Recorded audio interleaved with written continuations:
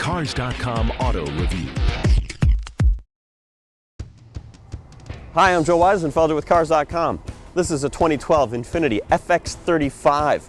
This is a model that's been out for 9 years now. Little things have changed here and there, but a lot has changed in the market. We're going to take a look at those.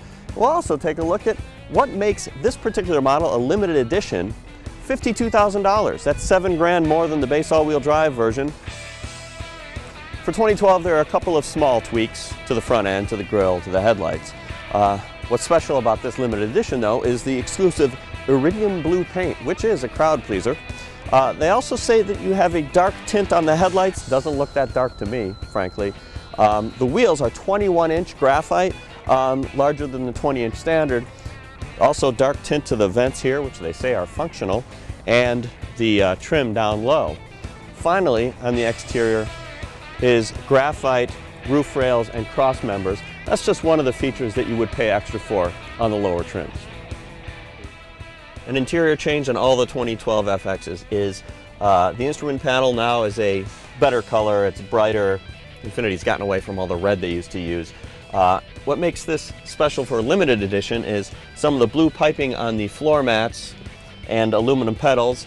Not a lot of value there, so thankfully they also include some features that are optional otherwise, including the around view monitor, which is one of the coolest features I've seen in a long time, and also very useful for parking. The closest competitors to this are things like the BMW X5 and the base Porsche Cayenne. Now, it's pretty common for these types of vehicles not to emphasize utility. When it comes to front seat room, this one definitely puts the focus on legroom for the driver and the front passenger. The back seat of the FX makes more of a sacrifice for space than the other two models I mentioned. It's very snug, it's rear-wheel drive, so you got this high hump in the center that definitely crowds the passenger's legs.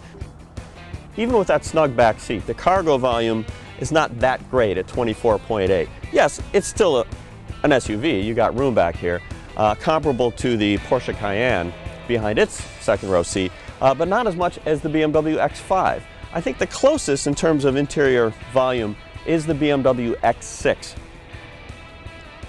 The emphasis in the FX has always been on the driving experience.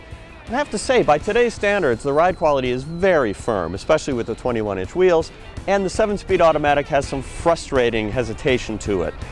Compare that with the competition, which has become more fun to drive. They're not all truck-based SUVs anymore, and they tend to have more utility than this tight one does. Even Infiniti is coming out with a JX, which will have 3 rows of seats, even though it's a quote-unquote car-based SUV. It'll have more utility than this. I have to say, the appeal of the FX just seems to be getting lesser and lesser.